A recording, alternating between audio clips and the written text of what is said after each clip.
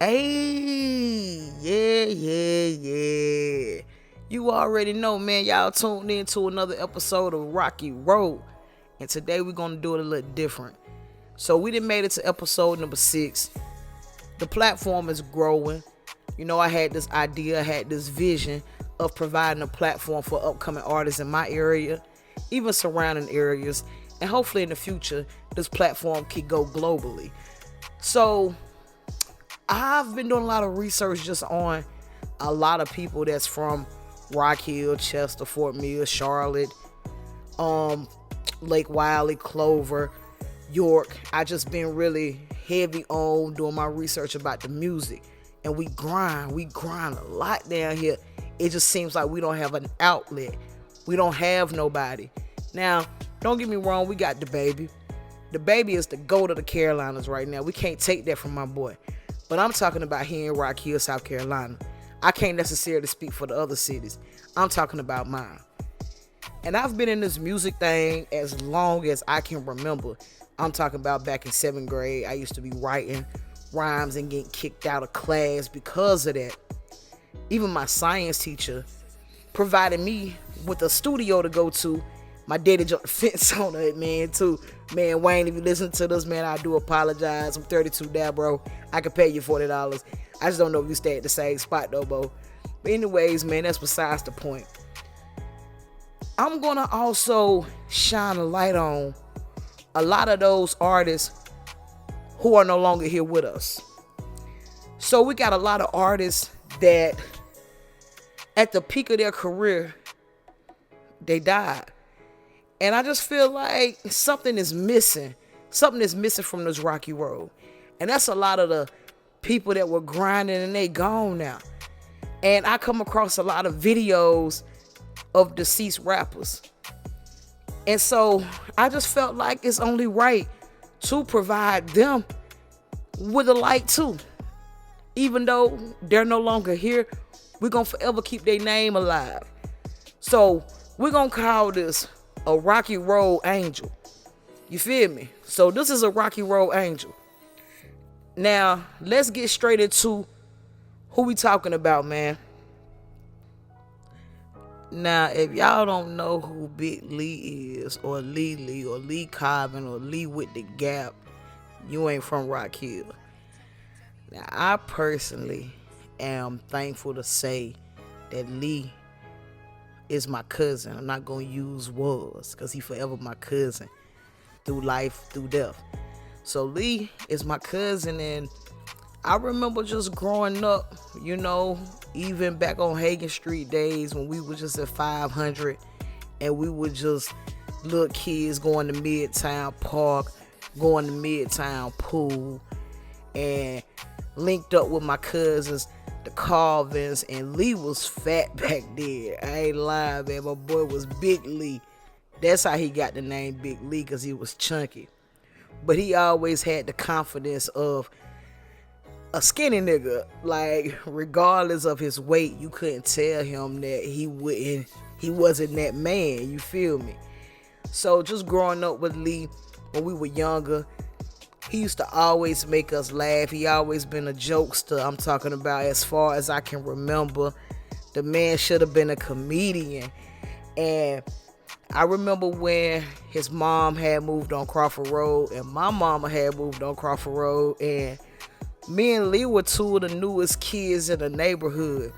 Granted, I did kind of establish some friendships on my street.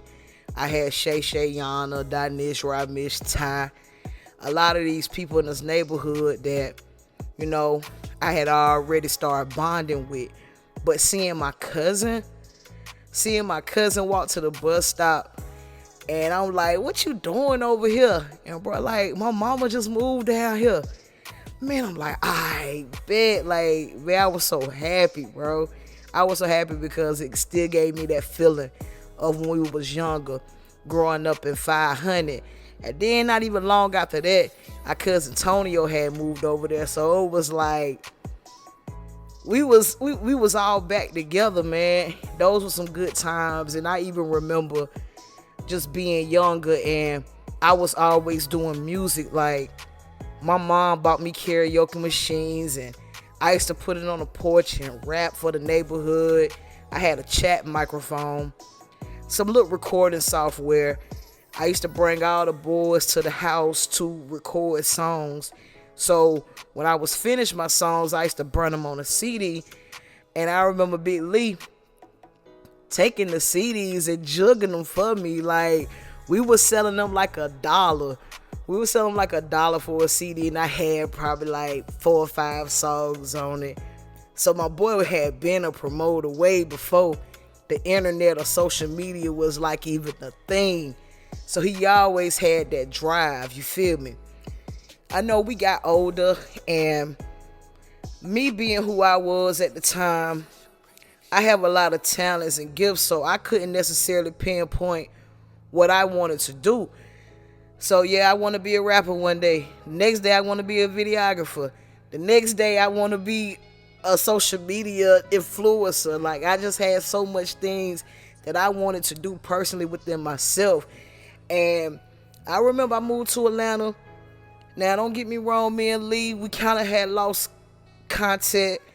Had kind of lost contact. And but we never, it was never no bad blood. It was always the same energy anytime I seen him. So I moved to Atlanta, stayed there for like a few years. I come back. I had this little record label that me and my cousins had came up with. It was called Beware Records. And Lee was telling me back then, this had to be like 2009. He was like, cuz, you can't be a rapper and the CEO. And I'm like, bro, I can be the rapper, the CEO, the videographer, the photographer, the graphic design artist. You're not going to tell me what I can be. So me and his relationship, it always kind of been, we going back and forth because he just was so opinionated. And that's what I just respected about him. Like, he didn't care. If he felt a certain way, he was going to always express himself to you. So, boom, man, let's fast forward a few years. After that, I started managing artists. So, Lee, at this time, he done took social media and made it a platform that worked just for him. And I remember him saying, cuz, I'm going to come and apologize to you because a couple years ago, I said, you shouldn't be trying to be a rapper and a CEO at the same time, because now I'm a rapper, I'm a videographer, I'm a photographer, and I got my own show that I'm doing. I'm like, what? You can't be, you can't be doing all that. Not when you had got on me about trying to multitask, some talents or whatever. But I saluted, cuz I'm like, man, you gotta show me what you working on. So he had let me listen to a couple of records. Matter of fact, we was at Adam's store in Sunset Park. At least stayed not too far from there around this time. And he was always posted up at Adams. So anybody that came through Adams or walked out of Adams or drove by Adams, y'all knew Lee was always up there. He was just, that was his spot. You feel me? So anytime I go to Adams, I had to chop it up because. And so he was telling me about the show that he had. And at the time, man, I was managing a couple of artists. And he was wanting me to get my artists on his show. And I'm like, all right, cuz, I'm going to lock you in. But cuz get on Facebook, and he was, like I say, he was very opinionated. He was controversial. He didn't care. Very controversial, my bad. But he didn't care what anyone said to him. He didn't care what anybody thought about him. He was just very vocal. So at the time, he was down talking the label that I was with. And so from him being my cousin, I called him. I said, Lee, bruh, you can't be out here dissing these people, and then you want them to come sit on your couch in your house to have a conversation with you. They're not going to be comfortable. And Cole, like, I don't care about none of that. I don't care about none of that, because if you an artist, you should be able to set your pride to the side and work. Facts. I couldn't argue with him on that, you feel me? Because bro had, I don't know how many episodes he had, but I know it was quite a few. He was dropping them every Friday, so he was working. It wasn't like anybody else was doing what he was doing at the time. Wasn't no shows like Rocky Road and, you know, in the city. It was On the Couch with Lee. And he was the only person that provided that platform for local artists to come showcase it. And it was strictly in the hood where you can drink and you can smoke and you can feel real comfortable. You know, like it was just really, it was a vibe. And of course, I wanted to do it, but I was skeptical because I didn't know how that was going to make the people I was working with at the time, how did it make them feel, because they know he has publicly said things about this label. So I didn't get the opportunity to join my cousin on that couch. I didn't get the opportunity to even sit down on that couch. So when I came up with this Rocky Road vision, it low-key was inspiration off of what Lee had already started. You know, sitting down with these artists and keeping it real, raw, and uncut. I just threw my twist in it, kind of like a Fuchsia's TV, where I'm going to go to the hood, but I'm going to also throw in some Vlad material, kind of like how he do it. We're getting to know your personal life. But then I'm going to do some 106 in Park, where I'm going to show you music. So it was a lot of inspiration put into Rocky Road. But Lee really gave me the, you know, to make me want to do it. And I just want to shed light on Cuz, because even though his demise was heartbreaking, you know, we're going to get into that in a second. But even though his demise was heartbreaking, his presence alone was so strong and it's still here.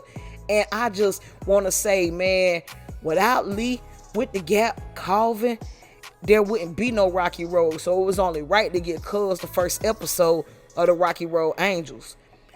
So, man, let's get back into Lily, man. So Lily was dropping plenty of music. You know, he had plenty of records. He had this one record with him and Chaco. And on the track, Chocolate, he's saying two of the ugliest niggas in the city. So only thing we can do is talk shit. Like, Chaco about crazy as Lee. So with them two link up, it was like, oh yeah, this is amazing. And guess where they shot the video at? At Adams. And that's just how raw Lee was. He kept everything a band. Like, shit, bro, I ain't about to go nowhere else and shoot it. I'm going to shoot it where I be at every day. And that's what he did. Cuz dropped a few more records. You know, he was working with Bruce. Bruce was his boy. You feel me? Bruce was like his main man. He had met bro. I don't know their history, but I just know from what Lee told me, Bruce is from Lancaster, and him and Lee linked up. They did some songs and all this shit together. You know what I'm saying? Because Lee was promoting Bruce shit too. And I was listening to Bruce shit off of the strip of Lee.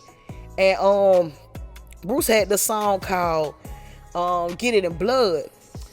So him and Lee end up doing a remix. And that's when I was like, oh shit.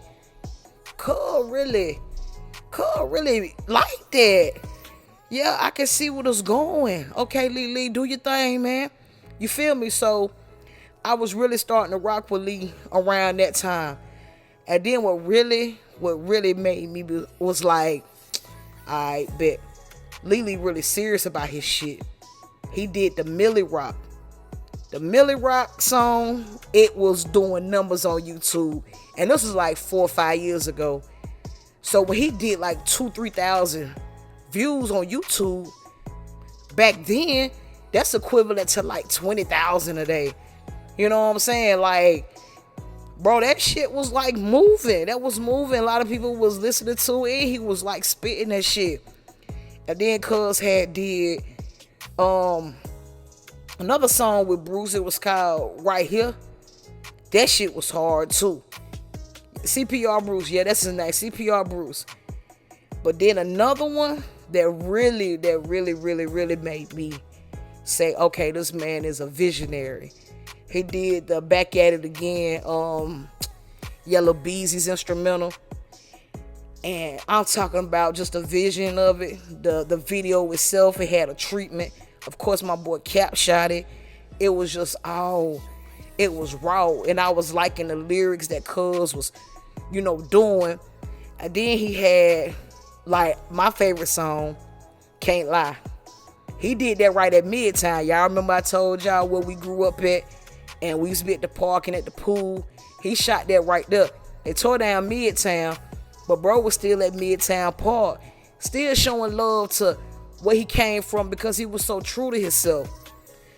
And I just don't know how I didn't appreciate his music the way I do now from back then. I don't know if I was just too in tune to what I had going on. Because one thing about him, he always gave me flowers, but he also gave me criticism. He kept it a band with me. I remember me and Dirk going viral on me and Dirk going viral on Facebook. He telling us we need to convert that over to YouTube so we can get monetized. He was saying this 3 years ago. Well, before his demise, 3 years ago. So it was just like he always kept in tune with what I had going on. And don't get me wrong, I was sharing the records, but I wasn't really giving bro his flowers. Like, I wasn't like, damn, Lee, you got all these videos. And then Cuz started to become a photographer. So he in the club scene, he at any events, he doing weddings, he doing, not weddings, but I seen him do a baby shower. He doing club appearances, just random photo shoots, like regular day shit. Bro was like a beast on that camera. And I just don't understand why it didn't click to me then. I hate it had to click now, but I'm gonna keep my cuz name alive. Only thing I can do is keep pushing forward and putting out his material the way that he would have did it. Cause even with him doing the photography, bro, even experiment with videography. I remember him calling me one day on Facebook, and he was like, "Cuz, what you be adding it on?" And I'm like, at the time, I'm doing everything from my phone. So I'm like, shit, I'm doing it from my phone. He was like, how can I get my camera footage to my phone? I'm like, oh, well, nah, bro, you got to get a computer or whatever. So I don't know what he did moving forward with that. But I remember a couple of weeks, he had added me to his Facebook page called Lee's Entertainment page. And I had seen bro was shooting a little bit of promotional videos. I'm like, okay, I see you, cuz. And so, I was proud of bro. Like, okay, I see you working. Then he was pushing Bruce like that was his artist. I was just respecting the grind. And I'm pulling up right now, man, his last conversation. Man. So, on August 29th, 2019, Bruce had did this conspiracy on Facebook and was saying, well, I didn't say I'm not gonna say he said, Lee had put it up that Bruce had passed away. It was a way to get clicks. It was a way for people to, search his name. So me and Dirk at the time, we doing these Facebook live videos, and we went on the hunt for Bruce because we knew Bruce wasn't dead. We knew Lee was just being very strategic with promoting Bruce's music. So me and Dirk end up finding Bruce. We called the funeral homes in Lancaster. It was a fun time. But then the shit had kind of turned around. So people were getting mad at the fact that Bruce was faking his death. We found it entertaining. Some people didn't. So Lee messaged me. This was on August 28th, 2019. Them hating ass niggas did that cause they didn't like he was getting all that attention. And excuse me. And so by this time, like, people were sharing my videos and they were like bashing me and Dirk. So I'm like, you know what? I don't even want to play like this no more because it's going to affect my brand. So I messaged Lee back. I say, man, I can't risk it. We all positivity, cuz. He said, true. Y'all ain't trying to do a skit though. I said, let me holler at Dirk when she get up. And then, so he's still going on about the statuses started getting posted or whatever online. And so he was like, bro, I shared our song saying R.I.P. Bruce because I killed him on the track. You feel me? About time I woke up, they had ran with it. I only kept the shit going because them niggas was acting like they killed bro for real. And I was like, we gonna go live about it still though. When that man gonna announce he's alive so he can join the live. So I'm like, all right, bet, we can just do it. I get it. So it'll be good promotion for both of us, even though it caused some controversy. Forget that, cuz. Let's just make it happen. So that was the last time I had talked to cuz. I remember, seeing a flyer where he was promoting, saying, he was going out that night. And, boy, I got the call over in the morning. Dirk actually called me. And she was like, that's her cousin too. She was like, B, man, our cousin gone. I'm like, huh? She's like, our cousin gone. I'm like, who? She's like, Lee. I'm like, ain't no way Lee gone. So she started telling me about the story about, how they all was at a club and multiple people were shot. Multiple people were injured. And we're going to get into Jan on the next episode. Jan was right there. He escaped death that night. But he had hit Quay, Charles, Chris. Lee didn't make it. And it was another guy who was also an artist. He didn't make it. And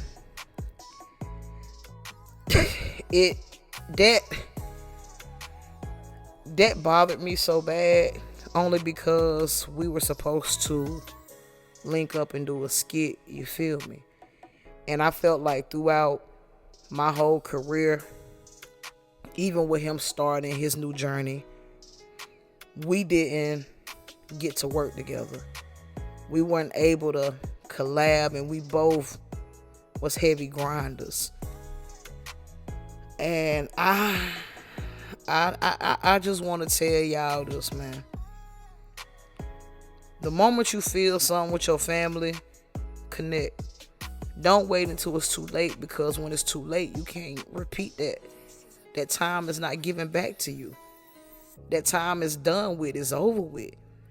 So my heart was more so broken off of the fact that I couldn't finish what we had planned. And his death, it took a toll on me, only because the person that was involved, the person that killed him, was like another one of my favorite artists out of the Carolinas. This is all public information.